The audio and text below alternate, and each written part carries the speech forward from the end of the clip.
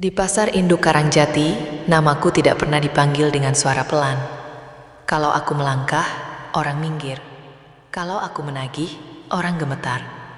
Tapi siapa sangka, juragan sembako paling ditakuti itu justru hampir jatuh. Bukan karena rugi miliaran, melainkan karena seorang tukang urut kampungan yang datang saat aku sedang paling lelah. Halo sahabat setiaku. Siapkah kalian mengikuti kisah juragan keras kepala yang hampir kehilangan segalanya karena satu tatapan yang terlalu jujur? Namaku Ratmi Sulastri, usiaku 47 tahun. Orang-orang di pasar memanggilku Bu Ratmi Juragan.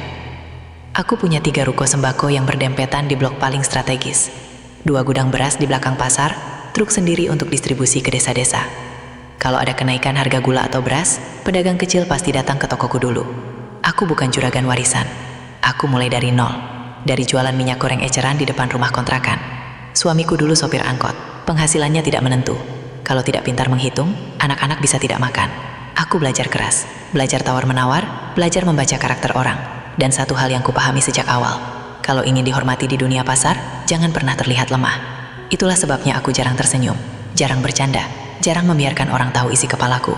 3 tahun lalu aku pisah rumah dengan suamiku, bukan karena orang ketiga, tapi karena kami sudah terlalu lama hidup seperti rekan bisnis, bukan pasangan. Anak-anakku bekerja di luar kota. Di rumah 2 lantai belakang ruko itu, aku tinggal sendiri. Ada pembantu, ada CCTV, ada gudang penuh beras, tapi tetap terasa kosong. Pagi-pagi sekali aku sudah berdiri di pasar. Bau bawang putih bercampur karung beras. Suara teriakan pedagang, bunyi timbangan. Itu musik harianku.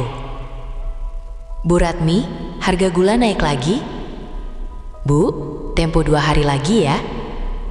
Bu, tolong diprioritaskan kiriman saya. Aku menjawab cepat, tegas, tanpa basa-basi. Di mataku, bisnis adalah angka, bukan perasaan. Sampai suatu sore, kepalaku terasa seperti dihantam palu. Migrain itu datang tiba-tiba, berdenyut dari pelipis sampai tengkuk. Aku tetap berdiri di toko, tidak mau terlihat lemah. Tapi malamnya, aku tidak sanggup. Aku duduk di sofa ruang tengah, lampu menyala terang. Pembantu mondar-mandir panik. Bu, mungkin ibu perlu diurut. Ada tukang urut bagus di kampung sebelah. Aku hampir menolak. Juragan dipijat tukang urut kampungan. Entah kenapa terasa aneh. Tapi rasa sakit itu terlalu menusuk. Panggil saja, kataku singkat. Sekitar pukul 7 malam, bel rumah berbunyi. Aku membuka pintu dengan kepala berat. Seorang pria berdiri di teras, tinggi, badan tegap, kulit coklat matang, rambut pendek rapi, tangannya membawa tas kecil. Assalamualaikum Bu, saya Arman. Suaranya tenang, tidak terlalu keras, tidak terlalu lembut. Ia tidak terlihat kagum melihat rumahku, tidak melirik ke dalam dengan rasa ingin tahu berlebihan. Hanya berdiri sopan. Masuk, kataku datar. Ia melepas sandal sebelum masuk. Aku memperhatikannya diam-diam. Biasanya orang baru yang masuk rumahku terlihat canggung, atau justru terlalu hormat sampai berlebihan. Tapi pria ini biasa saja, seolah aku bukan juragan besar, hanya perempuan yang sedang sakit kepala. Aku duduk di kursi panjang ruang tengah, lampu terang, AC menyala. Ia membuka tasnya, mengeluarkan minyak pijat sederhana. Bagian mana yang paling sakit, Bu? Semua, jawabku pendek. Ia mulai bekerja. Tekanan tangannya kuat, tepat, tidak asal tekan. Beberapa menit pertama aku menahan diri untuk tidak bersuara. Aku tidak suka terlihat rapuh. Tapi saat tangannya menekan titik di pundakku, nafasku terlepas panjang. Ia berhenti sebentar. Juragan capek bukan cuma badan, katanya pelan, tapi pikiran. Kalimat itu membuatku membuka mata. Ia tidak melihatku melalui cermin uang. Tidak memanggilku Bu Juragan dengan nada menjilat. Ia menyebutku Juragan. Tapi seperti membaca sesuatu yang tidak pernah kubiarkan orang lain lihat. Aku hampir kesal pada perasaan itu. Karena sudah lama tidak ada yang berani berbicara seperti itu padaku. Terapi malam itu berlangsung 1 jam. Kepalaku terasa lebih ringan. Untuk pertama kalinya setelah berminggu-minggu, denyut di pelipis meredah. Berapa biayanya? Tanyaku. Ia menyebut angka yang wajar, bahkan centrong murah. Aku membayar lebih. Ia tidak protes. Tidak juga tersenyum lebar. Terima kasih, Bu. Kalau masih sakit, saya bisa datang lagi. Sederhana. Saat ia berjalan keluar rumah, aku berdiri di balik tirai. Entah kenapa aku memperhatikannya sampai ia hilang di tikungan. Bukan karena tertarik, tapi karena ada sesuatu yang aneh. Tatapan itu. Tatapan yang tidak melihatku sebagai juragan kaya, bukan juga sebagai perempuan kesepian, melainkan sebagai manusia yang sedang lelah. Dan entah kenapa, aku takut dengan rasa nyaman kecil itu. Karena di dunia pasar, kenyamanan adalah celah. Dan celah adalah awal dari kejatuhan. Aku belum tahu malam itu adalah awal dari badai. Belum tahu satu foto sederhana akan beredar. Belum tahu nama besarku hampir runtuh karena gosip. Yang ku tahu hanya satu. Tukang urut bernama Arman itu baru saja masuk ke hidupku pada waktu yang paling tidak tepat. Tidak semua bahaya datang dengan suara keras. Sebagian datang pelan, lewat percakapan sederhana, lewat perhatian kecil, lewat sentuhan yang tidak pernah melewati batas, tapi justru membuat hati yang lama beku mulai mencair. Dan aku, juragan yang tak pernah takut rugi miliaran, mulai takut pada sesuatu yang tidak bisa dihitung dengan angka. Sejak malam pertama itu, migrenku benar-benar mereda. Biasanya sakit kepala datang 3 hari berturut-turut, tapi kali ini hanya sisa pegal ringan di tengkuk. Aku mencoba menyangkal satu hal, bahwa bukan hanya pijatannya yang membuatku lebih ringan. 2 hari kemudian, sakit itu datang lagi. Tidak separah sebelumnya, tapi cukup untuk membuatku gelisah. Pembantu menatapku hati-hati. Mau saya panggil Mas Arman lagi, Bu? Aku diam beberapa detik. Seharusnya aku bisa ke klinik. Seharusnya aku minum obat saja. Tapi tanpa sadar, aku berkata, "Panggil." Arman datang tepat waktu. Tidak pernah terlambat. Tidak pernah datang lebih awal tanpa izin. Ia tetap berdiri sopan di teras seperti pertama kali. Kali ini aku tidak lagi terlalu kaku. "Langsung saja di ruang tengah," kataku. Ia bekerja seperti biasa. Hening. Tapi hening yang tidak canggung. Beberapa menit berlalu sebelum ia bicara. "Pasar lagi ramai ya, Bu?" "Kapan pasar sepi?" jawabku datar. Ia tersenyum kecil. Bukan senyum mengejek, bukan juga senyum meremehkan. Ramai belum tentu menguntungkan. Kalimat itu membuatku menoleh. "Kamu tahu soal dagang? Bapak saya dulu pedagang kecil. Saya sering bantu." Aku terdiam. Jarang ada orang di sekitarku yang berbicara bukan karena takut atau ingin untung, tapi dia berbicara seperti orang yang mengerti lelahnya berdiri seharian di depan karung beras. Hari-hari berikutnya, terapi menjadi rutin, seminggu 2 kali. Datang sore, pulang sebelum maghrib. Ia tidak pernah memperpanjang waktu, tidak pernah mencoba mengobrol berlebihan. Tapi entah kenapa, percakapan kecil kami mulai terasa berbeda. Suatu sore, saat ia menekan titik di bahuku, ia berkata pelan, "Juragan pernah istirahat tanpa mikir stok dan hutang?" Aku tertawa kecil. Kalau saya istirahat, pasar bisa dikuasai orang lain. Kalau juragan tumbang, pasar juga rugi. Kalimat itu membuat dadaku terasa aneh. Orang biasanya memujiku karena kuat, tapi tidak pernah ada yang mengingatkanku bahwa aku juga bisa tumbang. Aku mulai memperhatikan hal-hal kecil. Ia selalu duduk tegak, tidak pernah memandang rumahku dengan mata tamak, tidak pernah menyentuh barang tanpa izin. Dan yang paling membuatku gelisah, ia tidak pernah terlihat silau oleh kekayaanku, seolah-olah uang bukan sesuatu yang membuatnya kagum. Itu justru membuatku tidak nyaman, karena selama ini aku tahu bagaimana cara menghadapi orang yang mengincar uang, tapi aku tidak tahu bagaimana menghadapi orang yang melihatku sebagai manusia biasa. Suatu malam hujan turun deras, langit gelap, angin kencang. Terapi hampir selesai ketika listrik tiba-tiba padam. Rumah besar itu langsung gelap. Pembantu menyalakan lampu emergensi kecil. Cahaya kuning redup menerangi ruang tengah. Aku duduk di sofa. Arman berdiri hendak pamit. Hujan deras. Tunggu sebentar saja, kataku. Ia ragu. Tidak apa-apa, Bu. Saya biasa kehujanan. Kalau sakit, siapa yang pijat saya? Balasku spontan. Ia tertawa pelan. Untuk pertama kalinya, aku melihat tawanya lebih jelas. Dan entah kenapa, aku ikut tertawa. Tawa itu lepas. Sudah lama aku tidak tertawa seperti itu di rumah ini. Bukan tawa formal di depan pedagang. Bukan tawa sopan di depan tamu. Tapi tawa ringan, seperti perempuan biasa. Kami duduk di teras, menunggu hujan reda. Jarak tidak terlalu dekat, tidak juga terlalu jauh. Juragan tidak pernah takut, tanyanya tiba-tiba. Takut apa? Takut sendirian. Aku terdiam. Pertanyaan itu sederhana, tapi seperti menembus dinding yang sudah lama ku bangun.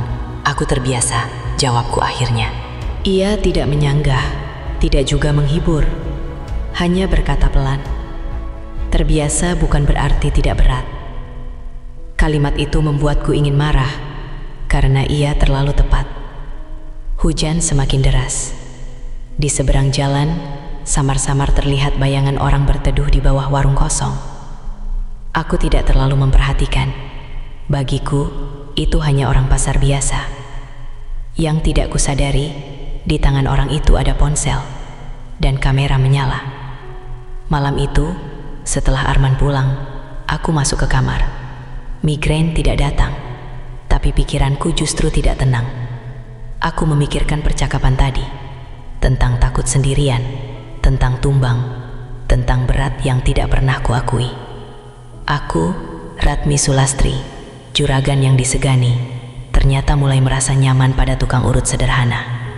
Dan itu membuatku lebih takut daripada rugi dagang, karena uang bisa dicari lagi.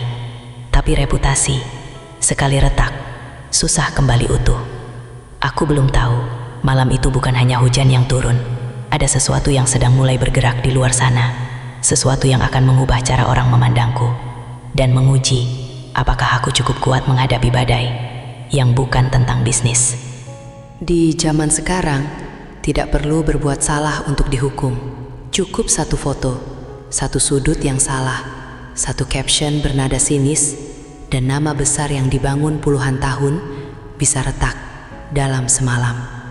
Aku tidak tahu, tawa kecil di teras rumah itu akan menjadi awal dari gosip paling kotor yang pernah menyerang hidupku. Pagi itu, pasar terasa berbeda. Biasanya kalau aku melangkah ke lorong beras, suara pedagang langsung memanggil. Bu Ratmi, Bu, harga kiriman hari ini berapa? Bu, saya minta tambahan stok. Tapi pagi itu, suara-suara itu terdengar setengah hati. Beberapa orang menatapku sekilas, lalu cepat-cepat menunduk. Aku tidak suka suasana seperti itu. Di dunia pasar, bisikan lebih berbahaya daripada teriakan. Aku berdiri di depan toko, memeriksa nota, seolah tidak peduli. Sampai salah satu karyawan mendekat dengan wajah ragu. Bu, apa? Ia menyerahkan ponselnya. Di layar, sebuah foto terpampang jelas. Aku langsung mengenalinya. Teras rumahku, lampu emergensi kecil. Aku duduk di sofa luar. Arman duduk tak jauh dariku. Kami sama-sama tertawa. Dari sudut pengambilan gambar, terlihat seperti kami duduk sangat dekat. Di bawah foto itu ada tulisan, "Juragan besar sekarang hobinya ditemani tukang urut malam-malam." Caption itu sederhana, tapi cukup untuk membuat orang berpikir macam-macam. Dadaku terasa seperti ditarik kuat. "Ini dari mana?" tanyaku pelan. "Grup WhatsApp pedagang, Bu. Sudah ramai sejak subuh." Aku mengembalikan ponsel tanpa ekspresi. Jangan pernah menunjukkan panik di depan orang pasar. Itu aturan pertama bertahan. Siang itu, aku pura-pura tidak tahu. Tetap melayani pembeli, tetap mengatur pengiriman. Tapi aku bisa merasakan perubahan kecil. Beberapa pedagang perempuan berbisik saat aku lewat. 2 orang lelaki tertawa kecil ketika aku berdiri membelakangi mereka. Aku tidak perlu mendengar jelas. Aku sudah tahu isinya. Juragan keras kepala. Pisah rumah, sekarang dekat tukang urut muda. Cerita itu terlalu mudah dirangkai. Dan dunia pasar suka cerita yang mudah. Sore harinya, pesan mulai masuk ke ponsel pribadiku. Nomor tidak dikenal. Hati-hati jaga nama, Bu. Beberapa menit kemudian, pesan lain. Tukang urut bisa naik kelas ya sekarang? Tanganku mengepal. Ini bukan lagi gosip biasa. Ini mulai diarahkan. Seseorang sengaja meniup api. Malam itu Arman datang seperti biasa. Wajahnya terlihat sedikit berbeda. Juragan sudah lihat? Tanyanya pelan. Kamu juga tahu? Ia mengangguk. Di kampung juga sudah ramai. Aku berdiri, berjalan ke jendela. Untuk pertama kalinya sejak bertahun-tahun, aku merasa tidak punya kendali. Aku tidak melakukan apa-apa yang salah, kataku tegas. Saya tahu. Jawabannya cepat, tanpa ragu. Itu justru membuatku makin marah. Yang tahu kamu dan saya saja tidak cukup. Suaraku meninggi. Ia terdiam, tidak membalas emosi. Itu yang membuatku sadar. Dia bukan tipe laki-laki yang mencari masalah. Kalau ini bikin juragan repot, saya bisa berhenti datang, katanya akhirnya. Kalimat itu seperti tamparan. Bukan karena menyakitkan, tapi karena terasa tulus. Seolah-olah ia lebih memikirkan namaku daripada perasaannya sendiri. Aku menatapnya lama. Kita belum tentu berhenti, kataku pelan. Tapi mulai sekarang, kamu jangan datang malam. Ia mengangguk, tidak membantah. Masalahnya tidak berhenti di situ. Keesokan harinya, telepon dari supplier besar masuk. Bu Ratmi, untuk sementara pengiriman gula kita tunda dulu. Kenapa? Ada pertimbangan internal. Aku tahu itu alasan halus. Reputasi dalam bisnis sembako adalah segalanya. Kalau juragan dianggap punya masalah moral, kepercayaan bisa goyah. Dan kepercayaan adalah modal utama. Aku mulai menyelidiki, memanggil anak buah yang biasa nongkrong di warung kopi pasar. Dari cerita potongan-potongan itu, satu nama muncul berulang kali, Pak Darto, pedagang beras lama yang sejak dulu bersaing denganku. Ia pernah kalah tender distribusi desa 2 tahun lalu. Sejak itu hubungannya denganku selalu dingin. Katanya Pak Darto yang pertama sebar foto itu ke grup, lapor salah satu orang kepercayaanku. Dadaku terasa panas. Jadi ini bukan soal moral, ini soal bisnis. Dan Arman hanyalah celah yang ia manfaatkan. Malam itu aku duduk sendirian di ruang tengah. Foto itu masih beredar. Aku memperbesar gambarnya, memperhatikan detail. Dari sudutnya, jelas diambil dari seberang jalan. Artinya, seseorang memang sengaja mengintai, bukan kebetulan lewat. Aku merasa bukan hanya difoto, tapi dipantau. Dan itu membuatku jauh lebih marah daripada gosipnya sendiri. Ponselku berbunyi lagi, pesan dari nomor tak dikenal. Kalau mau usaha tetap aman, jaga jarak dari tukang urut itu. Ancaman, halus tapi jelas. Aku menarik napas panjang. Selama 25 tahun berdagang, aku pernah menghadapi preman pasar, pernah menghadapi utang macet, pernah hampir bangkrut saat harga beras melonjak. Tapi ini berbeda, ini menyerang harga diri. Dan yang lebih menyakitkan, ia menyeret orang yang tidak pernah punya niat buruk. Arman tidak tahu dunia pasar sekotor ini. Dan mungkin aku juga lupa betapa kejamnya orang kalau melihat celah. Aku menatap pintu teras. Tempat foto itu diambil. Tempat aku tertawa tanpa sadar. Dan untuk pertama kalinya, aku bertanya dalam hati, apakah satu tawa kecil itu sepadan dengan resiko sebesar ini? Atau aku harus memilih, menjadi juragan yang tetap ditakuti, atau perempuan yang berani merasa. Di dunia pasar, pisau bukan satu-satunya yang bisa melukai. Ada yang lebih tajam dari silet timbang, lebih cepat dari truk distribusi. Namanya gosip. Dan ketika gosip itu diarahkan dengan sengaja, ia bisa memotong bukan hanya harga diri, tapi juga aliran uang yang jadi nadi kehidupan. Aku baru sadar, badai ini bukan soal cinta, tapi soal siapa yang ingin melihatku jatuh. Sejak foto itu menyebar, suasana pasar berubah seperti langit mendung yang tak kunjung hujan. Tidak ada yang berani menantangku langsung, tapi aku bisa merasakan jarak. Beberapa pedagang kecil yang biasa berhutang kepadaku mulai menunda pembayaran. Biasanya mereka datang sendiri membawa uang dan senyum basa-basi. Sekarang, alasan demi alasan muncul. Maaf Bu, dagangan sepi. Maaf Bu, uangnya masih mutar. Aku tahu, ini bukan sekadar sepi. Ini soal kepercayaan. Dan di dunia sembako, kepercayaan adalah segalanya. 2 hari kemudian, 1 truk beras kirimanku tertahan di gudang supplier. Alasannya, administrasi belum lengkap. Itu omong kosong. Selama 20 tahun aku berdagang, tidak pernah ada masalah administrasi. Aku menelepon langsung pemiliknya. Pak, ada apa ini? Suara di seberang terdengar hati-hati. Begini Bu Ratmi, ada sedikit pembicaraan di luar. Kami hanya jaga nama baik. Jaga nama baik. Kalimat itu seperti pukulan di ulu hati. Artinya mereka takut reputasiku menyeret bisnis mereka. Aku menutup telepon tanpa banyak bicara. Tanganku gemetar bukan karena takut, tapi karena marah. Sore itu, salah satu karyawan setiaku datang dengan wajah tegang. Bu, tadi ada 2 orang nanya-nanya soal Mas Arman. Nanya apa? Katanya jangan sering datang ke rumah juragan kalau nggak mau repot. Dadaku langsung panas. Preman pasar, cara lama untuk menekan. Aku berdiri. Siapa yang suruh? Karyawan itu ragu menjawab. Tadi mereka nongkrongnya di warung Pak Darto. Nama itu lagi, Pak Darto. Saingan lama yang sudah lama menunggu celah. 2 tahun lalu ia kalah tender distribusi sembako desa karena aku menawarkan harga lebih stabil. Sejak itu ia selalu terlihat tersenyum tipis kalau berpapasan denganku. Sekarang aku mengerti. Ia tidak menyerangku langsung. Ia menyerang lewat gosip. Karena gosip lebih murah daripada perang terbuka. Malam itu Arman tetap datang, tapi wajahnya berbeda, lebih waspada. Juragan, saya mungkin gak bisa sering kesini. Kamu takut? Tanyaku langsung. Ia menggeleng. Saya tidak takut, tapi saya tidak mau juragan makin repot. Kalimat itu membuatku menatapnya lama. Dia tidak membela diri, tidak menyalahkan pasar, tidak juga menyuruhku melawan. Ia hanya memikirkan dampaknya untukku. Dan justru itu yang membuatku semakin gelisah. Kamu tahu ini bukan salahmu, kataku tegas. Saya tahu, tapi dunia tidak peduli tahu atau tidak. Ia tersenyum tipis. Saya cuma tukang urut, Bu. Kalau nama saya jelek, paling cuma kehilangan pelanggan.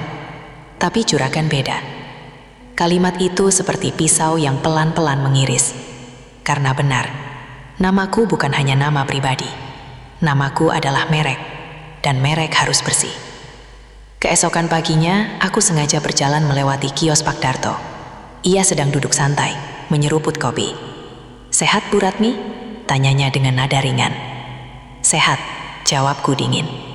Beberapa orang di sekitar pura-pura sibuk, tapi jelas menguping. Aku berdiri tepat di depannya. Kalau ada yang mau bicara soal saya, bicara langsung. Ia tertawa kecil. Loh, siapa yang bicara apa? Jangan pura-pura. Wajahnya tetap santai. Pasar ini bebas, Bu. Orang mau kirim foto, mau kirim cerita, ya hak mereka. Kalimat itu seperti pengakuan tanpa pengakuan. Aku tahu ini dia. Tapi tanpa bukti langsung, aku tidak bisa berbuat banyak. Dan ia tahu itu. Masalahnya tidak berhenti di pasar. Grup ibu-ibu RT mulai ramai. Pembantu melapor bahwa beberapa tetangga mulai menatap rumahku berbeda. Seolah rumah besar itu menyimpan jelita kotor. Aku duduk sendirian di ruang tengah malam itu. Foto itu masih beredar. Aku memperhatikannya lagi. Dari sudut tertentu, memang terlihat seolah kami duduk sangat dekat. Padahal jaraknya wajar. Tapi kamera tidak pernah peduli jarak sebenarnya. Ia hanya peduli sudut. Dan sudut bisa dimanipulasi. Teleponku berbunyi lagi. Nomor tak dikenal. Kalau mau bisnis aman, jarak dari tukang urut itu.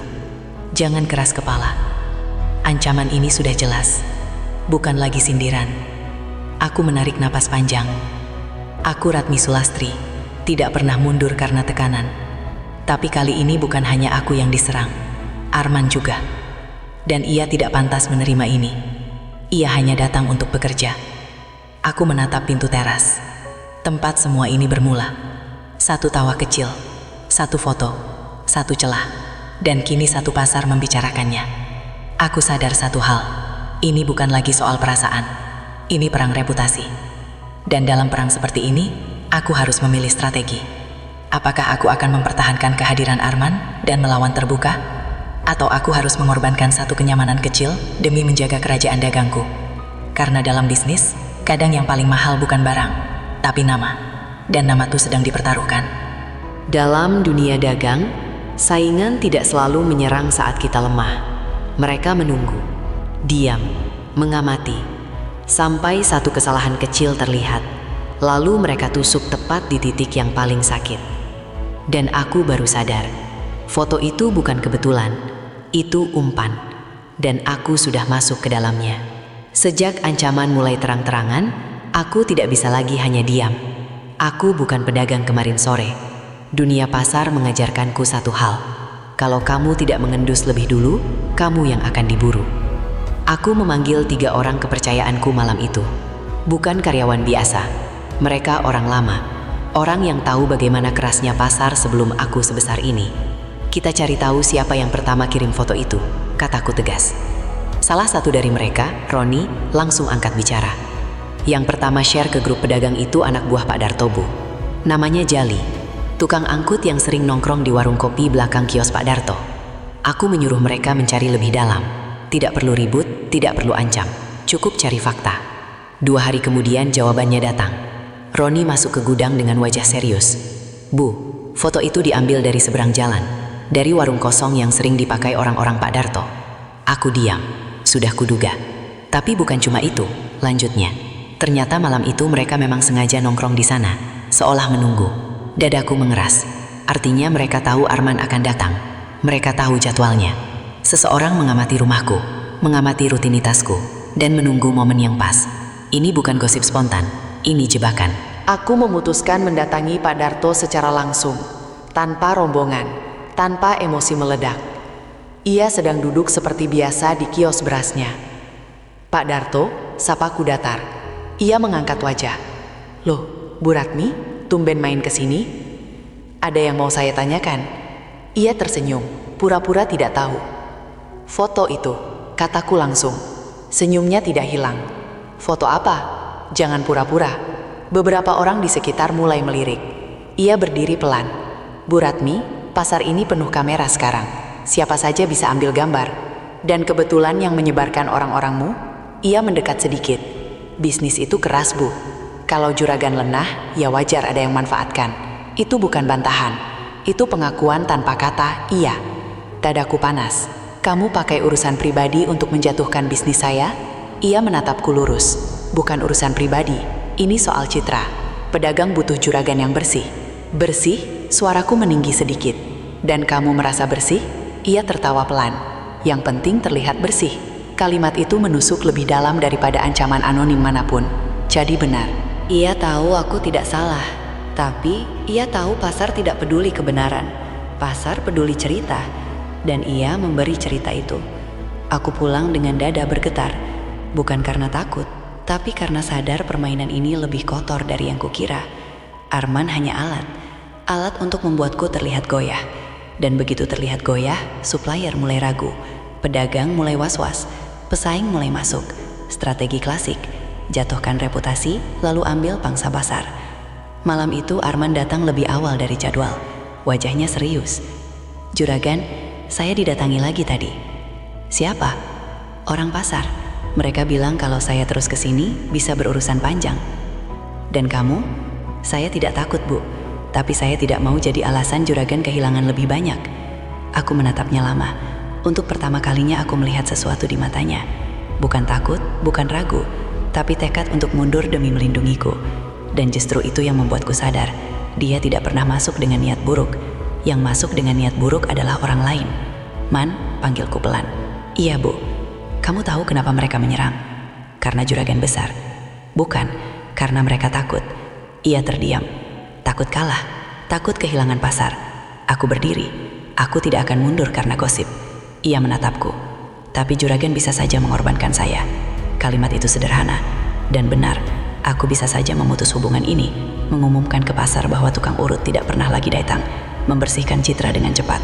bisnis mungkin stabil kembali. Tapi ada sesuatu dalam diriku yang tidak mau mengambil keputusan hanya karena ditekan.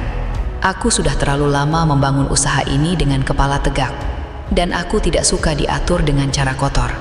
Tapi aku juga tidak bisa gegabah. Pasar bukan tempat bermain ego. Kalau salah langkah, bukan hanya aku yang rugi. Karyawan, sopir truk, pedagang kecil yang bergantung padaku, semua bisa terdampak. Aku duduk kembali di sofa. Lampu terang, rumah sunyi. Men, kataku pelan. Iya, kita harus hati-hati. Mulai sekarang, jangan datang rutin. Ia mengangguk, tanpa protes. Kalau juragan butuh, saya tetap datang. Suaranya tetap tenang, tidak ada drama. Dan justru itu membuat hatiku terasa berat. Karena semakin ia bersikap dewasa, semakin aku sadar ia bukan sumber masalah. Masalahnya adalah dunia di luar sana. Dan dunia itu tidak akan berhenti hanya karena aku marah. Malam itu, sebelum tidur, aku berdiri di teras, menatap jalan seberang. Warung kosong tempat foto itu diambil tampak gelap. Tapi aku tahu, permainan belum selesai. Pak Darto sudah membuka perang. Bukan perang harga, bukan perang stok, tapi perang reputasi. Dan perang seperti ini hanya bisa dimenangkan dengan strategi. Pertanyaannya sekarang bukan lagi soal perasaan, tapi apakah aku siap menghadapi mereka secara terbuka? Atau aku harus mengorbankan satu kenyamanan kecil demi mempertahankan kerajaan dagangku? Ada perpisahan yang penuh tangis, ada yang penuh teriakan. Tapi yang paling menyakitkan adalah perpisahan yang dilakukan dengan tenang, tanpa marah, tanpa saling menyalahkan, hanya karena dunia di luar terlalu kejam untuk dibiarkan masuk. Dan malam itu, aku memilih menjadi juragan yang kuat, meski harus mematikan perempuan di dalam diriku. Sejak konfrontasiku dengan Pak Darto, tekanan semakin terasa. Supplier masih setengah hati. Beberapa pedagang kecil mulai melirik kios sebelah. Dan gosip belum sepenuhnya padam. Arman pun semakin jarang datang. Bukan karena aku melarang sepenuhnya, tapi karena kami sama-sama tahu setiap kedatangannya adalah bahan cerita baru. Malam itu, aku sengaja memanggilnya.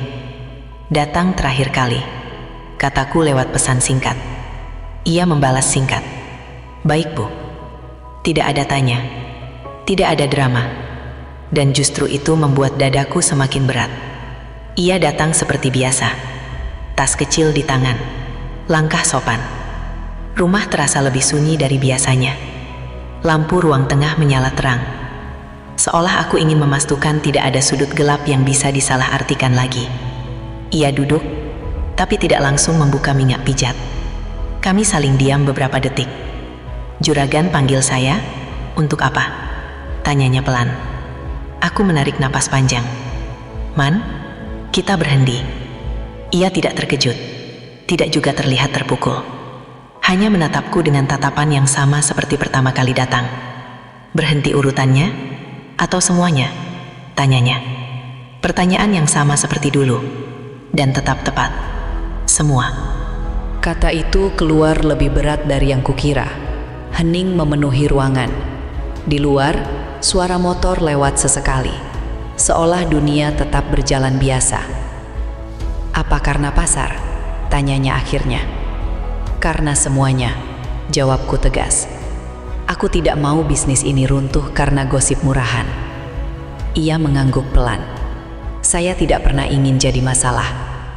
Kamu bukan masalahnya. Lalu, aku menatapnya lurus. Masalahnya adalah dunia yang melihat dari luar.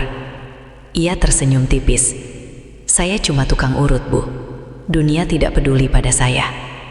Tapi dunia peduli pada namaku. Kalimat itu seperti menampar diriku sendiri. Karena benar, aku bukan hanya Ratmi sebagai perempuan. Aku Ratmi sebagai juragan. Sebagai sumber nafkah puluhan orang. Sebagai penopang banyak keluarga kecil. Dan posisi itu tidak memberi ruang untuk cerita setengah jelas. Ia berdiri pelan. Kalau ini keputusan juragan, saya terima. Tidak ada perdebatan, tidak ada permohonan, tidak ada jangan. Dan justru itu membuatku ingin goyah. "Man," panggilku. "Iya?" "Kamu marah?" Ia menggeleng. Saya tahu sejak awal, dunia juragan berbeda dengan dunia saya. Kalimat itu menyentuh lebih dalam daripada gosip manapun. Karena ia benar, aku punya gudang beras, truk, dan jaringan distribusi. Ia punya tas kecil berisi minyak pijat. Kami berjalan di jalur berbeda. Dan mungkin kenyamanan itu memang tidak pernah ditakdirkan untuk tumbuh lebih jauh. "Aku tidak menyesal kenal kamu," kataku pelan. Ia menatapku lebih lama. Saya juga tidak.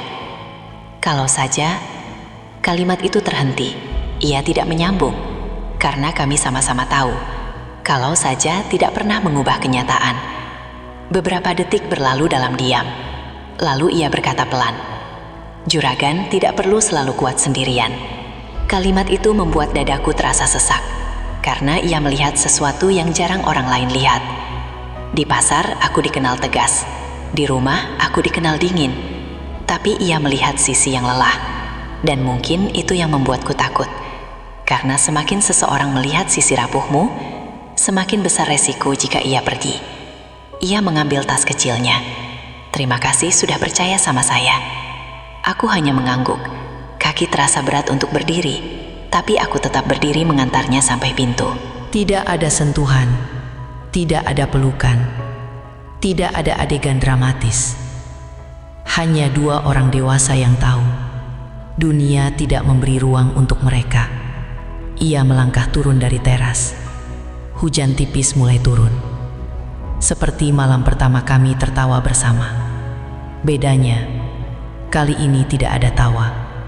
Hanya suara langkah menjauh. Dan ketika ia menghilang di tikungan jalan, aku sadar satu hal. Aku baru saja mengorbankan satu kenyamanan kecil demi menjaga kerajaan yang kubangun. Rumah kembali sunyi, lebih sunyi dari sebelumnya. Aku duduk di sofa, tempat ia biasa berdiri di belakangku. Migrain tidak datang malam itu, tapi rasa kosong datang pelan. Aku tahu ini keputusan yang benar, tapi benar tidak selalu berarti mudah. Di dunia dagang, aku selalu menang karena cepat mengambil keputusan. Tapi di dunia perasaan, keputusan selalu meninggalkan jejak. Dan aku harus berdamai dengan jejak itu. Keesokan paginya, aku berdiri lagi di pasar. Langkahku tetap tegap, tatapanku tetap tegas. Aku tidak akan memberi mereka kepuasan melihatku runtuh. Karena kalau aku goyah, mereka menang. Tapi jauh di dalam hati, aku tahu perang ini belum selesai. Pak Darto belum berhenti. Dan aku belum benar-benar menunjukkan bahwa aku bukan juragan yang bisa dijatuhkan hanya dengan satu foto. Kalau kamu diam saat dijatuhkan, orang akan mengira kamu lemah. Kalau kamu marah tanpa arah, orang akan bilang kamu panik. Tapi kalau kamu berdiri di tengah keramaian, menatap mata mereka satu persatu, dan berbicara tanpa gemetar, itulah saat orang sadar bahwa juragan tidak pernah dibangun dari gosip. Dan hari itu, aku memutuskan untuk berhenti bersembunyi. Pagi itu aku tidak langsung membuka toko. Aku mengirim pesan ke seluruh pedagang besar dan supplier utama. Rapat siang ini, blok tengah pasar. Hadir. Tidak ada penjelasan panjang. Namaku cukup untuk membuat orang datang. Jam 2 siang, lorong tengah pasar penuh. Pedagang beras, pedagang gula, distributor minyak, anak buah, bahkan orang-orang Pak Darto berdiri di pinggir. Aku berdiri di atas panggung kecil yang biasa dipakai untuk pengumuman kenaikan harga. Tanganku tidak gemetar. Di dunia pasar, rasa takut hanya boleh dirasakan, bukan diperlihatkan. Aku mulai tanpa basa-basi. Foto saya sudah kalian lihat. Suasana langsung hening. Beberapa orang saling melirik. Aku lanjutkan. Saya tidak akan pura-pura tidak tahu. Tidak akan bersembunyi. Aku menatap mereka satu persatu. Pria dalam foto itu tukang urut. Datang karena saya sakit kepala. Tidak lebih. Suara tetap datar, tegas. Kalau ada yang menganggap itu dosa besar, silahkan nilai sendiri. Beberapa pedagang perempuan terlihat menunduk. Tapi aku belum selesai. Yang ingin saya tanyakan, apakah kalian berdagang dengan saya karena gosip? Atau karena kejujuran saya selama 25 tahun? Kalimat itu menggantung. Beberapa orang mulai gelisah. Aku melangkah satu langkah ke depan. Selama ini saya tidak pernah mengurangi timbangan, tidak pernah lari dari hutang, tidak pernah main harga diam-diam. Aku menunjuk ke arah gudang. Beras yang saya kirim tetap kualitas terbaik. Gula tetap sesuai kontrak. Kalau ada yang dirugikan, silahkan angkat tangan sekarang. Sunyi. Tidak ada satu tangan pun terangkat. Aku tahu, saat itu aku memegang kendali. Kalau ada yang ragu pada saya hanya karena satu foto, silahkan pindah supplier. Suara bergetar sedikit, tapi bukan karena takut. Karena ini pertaruhan. Kalau mereka benar-benar pergi, aku bisa kehilangan banyak. Tapi dalam bisnis, kadang keberanian lebih penting dari aman. Beberapa detik yang terasa lama berlalu. Lalu seorang pedagang tua angkat bicara. Kami tetap sama, Bu Ratmi. Urusan pribadi bukan urusan dagang. Satu kalimat itu seperti membuka pintu. Yang lain mulai mengangguk. Beberapa bahkan bersuara setuju. Aku melihat wajah Pak Darto di pinggir kerumunan. Senyumnya hilang. Tapi aku belum selesai. Ada satu lagi, kataku tegas. Kalau ada yang sengaja menyebar gosip untuk menjatuhkan usaha saya, ingat, permainan kotor tidak akan lama bertahan. Suasana menegang. Semua tahu arah kalimat itu. Tapi aku tidak menyebut nama. Aku tidak butuh menyebut nama, karena orang pasar pintar membaca. Rapat selesai. Orang-orang bubar perlahan. Beberapa pedagang mendekat, menepuk bahuku. Bu, jangan terlalu dipikirkan. Namanya juga pasar. Kami tetap sama, Bu. Kepercayaan itu perlahan kembali terasa. Bukan karena mereka yakin aku suci, tapi karena mereka yakin aku konsisten. Dan dalam bisnis, konsistensi lebih mahal daripada citra. Sore itu supplier gula menelpon lagi. Bu Ratmi, kiriman besok tetap jalan. Nada suaranya lebih ringan. Permainan mulai berbalik. Tapi bukan berarti selesai, karena orang yang sudah membuka perang tidak akan diam begitu saja. Malamnya, aku berdiri sendirian di teras rumah. Tempat semua ini bermula. Hujan tidak turun, jalanan sepi. Aku sadar satu hal. Aku tidak lagi takut pada gosip. Yang membuatku takut justru keputusan tadi malam. Keputusan melepaskan Arman. Karena dalam rapat tadi, aku berdiri tegak sebagai juragan. Tapi di dalam rumah ini, aku hanya perempuan yang belajar menahan. Ponselku berbunyi. Pesan dari nomor tak dikenal lagi. Berani juga kamu, Bu. Aku tersenyum tipis. Kali ini tidak ada ancaman lanjutan. Mungkin karena mereka tahu aku tidak lagi bermain defensif. Tapi malam itu ada satu hal yang mengganggu pikiranku. Arman. Ia tidak tahu tentang rapat tadi. Ia mungkin mengira aku benar-benar memilih menjauh. Dan mungkin itu memang pilihan terbaik. Karena semakin lama ia berada di lingkaranku, semakin besar resiko yang harus ia tanggung. Aku menatap langit gelap. Dalam bisnis, aku bisa melawan siapapun. Tapi dalam perasaan, aku harus melawan diriku sendiri. Dan itu jauh lebih sulit. Perang reputasi mulai mereda, tapi perang batin belum selesai. Karena badai ini bukan hanya menguji namaku di pasar. Ia menguji, apakah aku sanggup hidup dengan keputusan yang kuambil. Musuh di luar bisa terlihat, bisa dihadapi, bisa dilawan. Tapi musuh yang berdiri di sampingmu, yang minum kopi bersamamu, yang memanggilmu Bu setiap hari, itulah yang paling berbahaya. Dan aku baru sadar, foto itu tidak mungkin diambil tanpa ada orang dalam yang membocorkan waktuku. Setelah rapat besar itu, suasana pasar memang lebih tenang. Supplier kembali mengirim.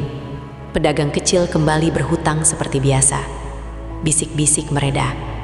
Tapi naluriku belum tenang. Foto itu tidak mungkin diambil kalau orang luar tidak tahu jadwal Arman datang. Artinya, ada yang mengamati dari dekat. Dan yang paling tahu jadwalku hanya 2 orang. Karyawan lama dan pembantu rumah. Aku mulai memperhatikan hal-hal kecil. Siapa yang sering memegang ponsel saat Arman datang? Siapa yang terlihat gelisah saat rapat diumumkan? Dan satu nama mulai terasa janggal. Roni. Orang yang selama ini paling kupercaya. Orang yang kukirim menyelidiki Pak Darto. Orang yang tahu semua jadwal kiriman, bahkan jadwal pribadiku. Awalnya aku menepis pikiran itu. Tidak mungkin. Roni sudah bekerja denganku hampir 8 tahun. Ia ikut membangun gudang kedua. Ia tahu betul bagaimana aku berdagang. Tapi justru itu yang membuatnya tahu terlalu banyak. Sore itu aku sengaja memanggilnya ke ruang belakang gudang. Duduk, Ron. Ia duduk santai seperti biasa. Ada apa, Bu? Aku tidak langsung menuduh. Menurut kamu, siapa yang bocorkan jadwal Arman? Ia menjawab cepat. Pasti orang Pak Darto. Bagaimana mereka tahu jamnya? Ia terdiam sepersekian detik. Lalu berkata, mungkin kebetulan lewat. Jawaban itu terlalu cepat, terlalu rapi, dan tidak masuk akal. Aku berdiri pelan. Ron, kamu pegang ponsel siapa saja? Maksudnya? Grup pedagang, grup supplier, grup internal. Kamu admin hampir semua. Ia mulai gelisah. Bu curiga sama saya? Aku tidak menjawab. Aku hanya menatapnya lama. Tatapan yang biasa membuat orang mengaku. Dan akhirnya, ia mengalihkan pandangan. Di situ aku tahu. Berapa mereka bayar kamu? Pertanyaan itu membuatnya terdiam total. Bu, berapa? Suaraku tidak tinggi, justru pelan, dan itu lebih menekan. Akhirnya ia berkata pelan, saya cuma kirim jadwal. Tidak tahu bakal sejauh ini. Dunia seolah berhenti sebentar. Jadi benar, foto itu bukan kebetulan. Ia yang memberitahu kapan Arman datang. Ia yang membuka pintu, dan Pak Darto hanya menunggu. Kenapa? Tanyaku. Ia menunduk. Utang, Bu. Kepada siapa? Ipar saya sakit. Saya butuh uang cepat. Dan kamu jual nama saya. Kalimat itu keluar tanpa sadar. Ia menggeleng cepat. Saya tidak pikir bakal sampai menjatuhkan bisnis. Kamu pikir gosip itu main-main? Ia diam. Air mukanya campur antara takut dan malu. Aku berjalan menjauh beberapa langkah. Rasa marahku bukan karena uang, bukan karena foto, tapi karena kepercayaan. Dalam bisnis, uang bisa kembali, nama bisa dipulihkan, tapi kepercayaan yang retak tidak pernah benar-benar utuh.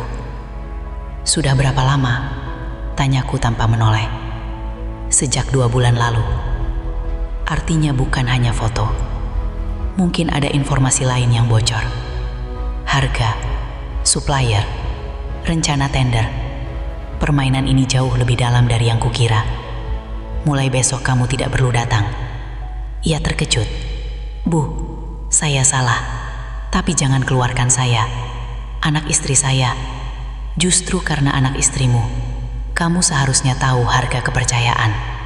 Ia menangis, tapi hatiku sudah keras. Aku tidak bisa mempertahankan orang yang menjual namaku. Bukan di dunia pasar, bukan di kerajaan yang kubangun dengan darah dan tenaga. Ia pergi dengan wajah pucat, dan aku duduk sendirian di gudang. Bukan karena lelah, tapi karena sadar. Musuh terdekat sering datang dalam bentuk orang yang kita percayai. Pak Darto mungkin dalangnya, tapi tanpa orang dalam, ia tidak bisa masuk. Dan orang dalam itu adalah orang yang kupanggil keluarga kerja. Malam itu aku berdiri lagi di teras, tempat awal badai ini. Arman tidak tahu semua ini. Ia mungkin mengira aku menjauh karena takut. Padahal aku menjauh karena ingin membersihkan lingkaran.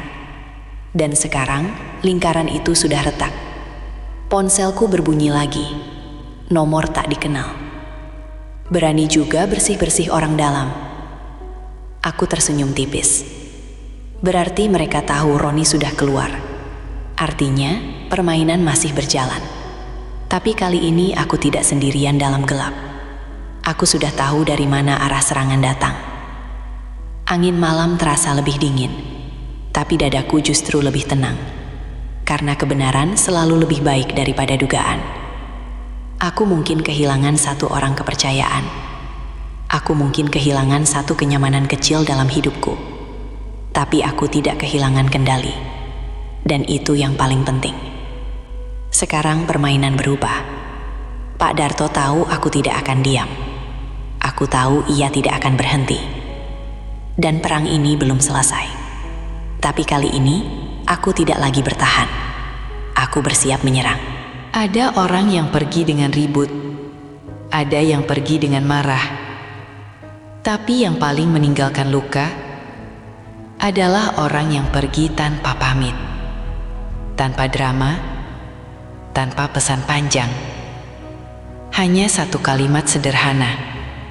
Dan tiba-tiba, hidup terasa lebih kosong daripada gudang beras saat stok habis. Dan pagi itu, aku tahu, aku telah kehilangan lebih dari yang kukira. Setelah Roni keluar dari gudangku, pasar kembali berjalan seperti biasa. Supplier stabil, pedagang kecil kembali ramai. Pak Darto tak lagi terlalu berani terang-terangan. Permainan seolah mereda. Tapi ada satu hal yang justru semakin terasa. Sunyi. Arman sudah hampir 2 minggu tidak datang. Tidak ada jadwal, tidak ada pesan.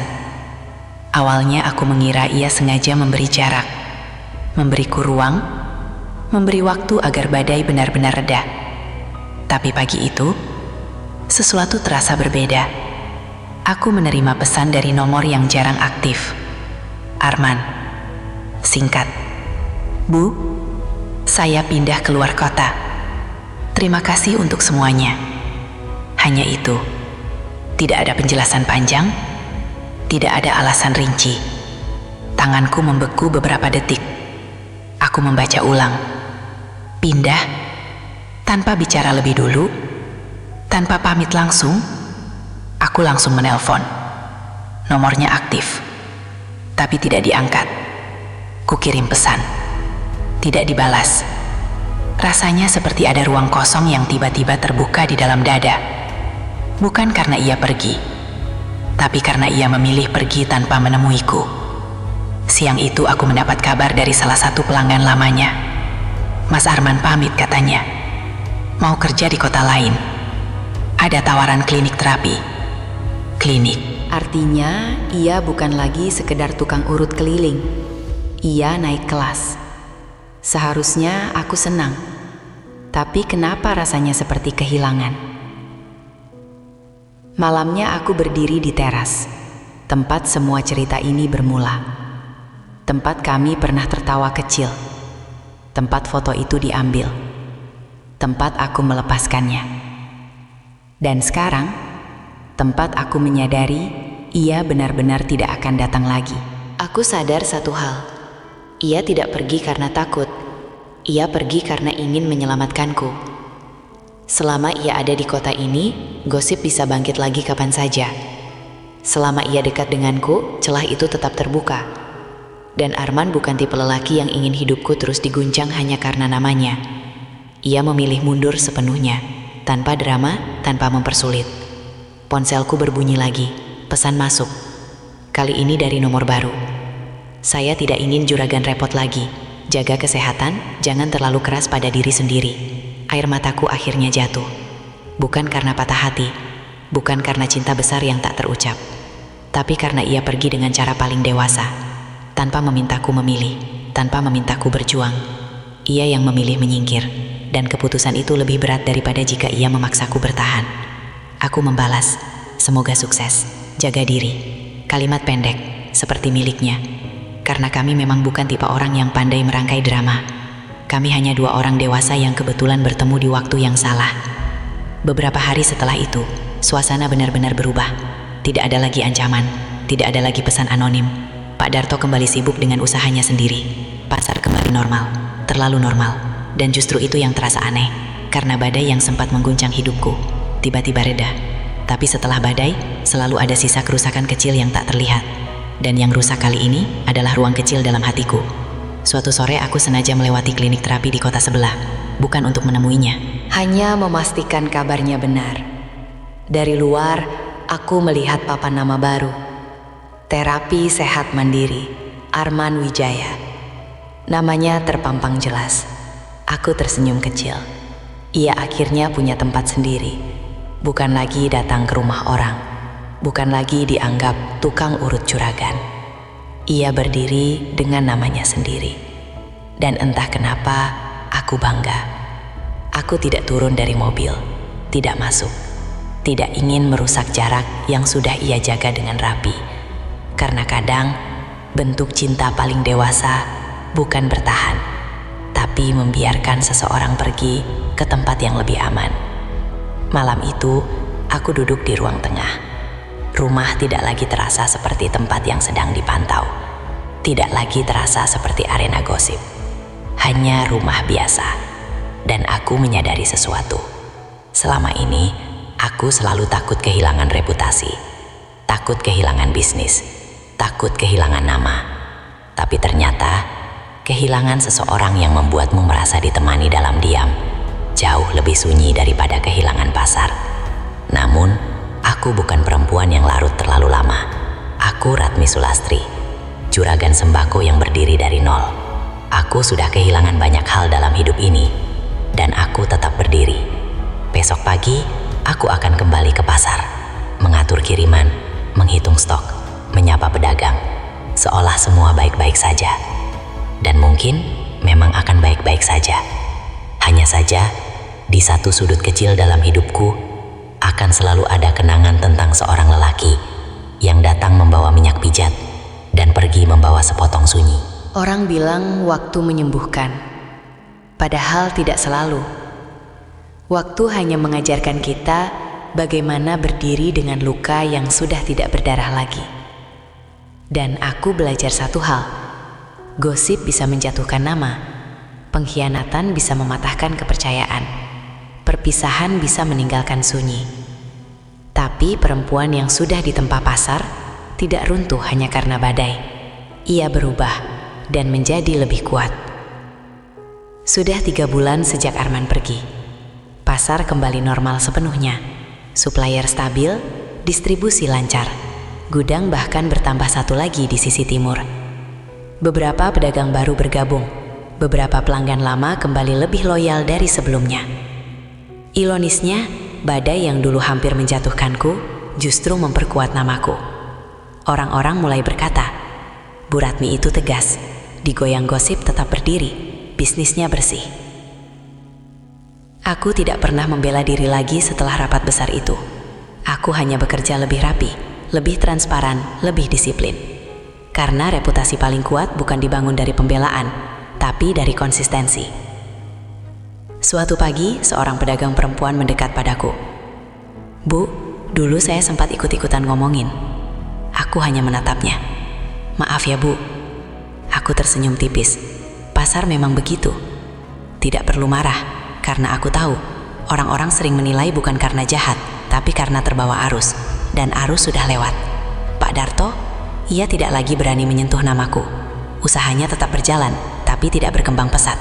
Orang pasar sekarang lebih berhati-hati pada permainan gosip. Karena mereka sudah melihat bagaimana satu foto bisa hampir menghancurkan banyak orang. Dan bagaimana keberanian bisa mematikan gosip lebih cepat daripada klarifikasi panjang. Malam-malam di rumah kini terasa berbeda. Bukan lagi sunyi yang menyesakan, tapi sunyi yang tenang. Aku mulai membiasakan diri minum teh hangat sendiri di teras, tanpa takut difoto, tanpa merasa diawasi. Kadang aku tersenyum sendiri, bukan karena rindu yang menggebu, tapi karena kenangan itu tidak lagi menyakitkan. Ia berubah menjadi pelajaran. Suatu sore tanpa sengaja aku bertemu Arman di acara bazar UMKM kota. Ia berdiri di salah satu stan terapi kesehatan. rapi, percaya diri, dengan papan nama yang lebih besar. Ketika mata kami bertemu tidak ada kecanggungan, hanya senyum kecil. "Sehat, Bu?" tanyanya. "Sehat." "Kliniknya ramai?" "Lumayan." Kami berdiri berhadapan beberapa detik. Tidak ada percakapan dalam, tidak ada nostalgia berlebihan, karena kami sudah melewati fase itu. Yang tersisa hanya rasa hormat, dan mungkin sedikit rasa yang tidak perlu disebutkan. "Saya dengar gudang juragan nambah lagi," katanya. Aku tersenyum. "Kerja terus." Ia mengangguk. "Bagus, juragan memang tidak cocok jatuh." Kalimat itu membuatku tertawa kecil. "Dan kamu tidak cocok diseret gosip pasar." Kami sama-sama tahu, yang terjadi dulu bukan salah siapa-siapa. Hanya pertemuan dua dunia yang tidak diberi ruang oleh keadaan. Sebelum berpisah ia berkata pelan, "Terima kasih dulu sudah percaya." Aku menatapnya. "Terima kasih juga sudah pergi dengan cara baik." Ia tersenyum. Dan kali ini tidak ada luka dalam kalimat itu, hanya kedewasaan. Malam itu aku pulang dengan hati ringan. Aku berdiri di teras rumah. Angin malam terasa hangat. Aku menyadari satu hal. Aku tidak kehilangan apapun. Aku hanya belajar. Belajar bahwa reputasi harus dijaga. Belajar bahwa kepercayaan mahal harganya. Belajar bahwa tidak semua kenyamanan bisa dipertahankan. Dan yang paling penting, belajar bahwa perempuan kuat bukan berarti tidak pernah merasa. Ia hanya tahu kapan harus berdiri. Aku Latmi Sulastri, juragan sembako yang pernah diguncang satu foto. Perempuan yang pernah ditusuk pengkhianatan orang dalam. Orang yang pernah melepaskan seseorang bukan karena benci, tapi karena ingin semuanya tetap utuh. Dan hari ini, aku berdiri bukan hanya sebagai juragan, tapi sebagai perempuan yang tahu, cinta bisa datang dan pergi, gosip bisa naik dan turun, orang bisa datang dan menghilang, tapi harga diri harus selalu dijaga. Pesan akhir, pelajaran terbesar dari kisah ini bukan tentang cinta yang gagal, bukan tentang gosip pasar, tapi tentang keberanian menghadapi badai tanpa kehilangan diri sendiri. Karena terkadang, yang membuat kita lebih kuat bukan kemenangan, tapi cara kita bangkit setelah hampir dijatuhkan.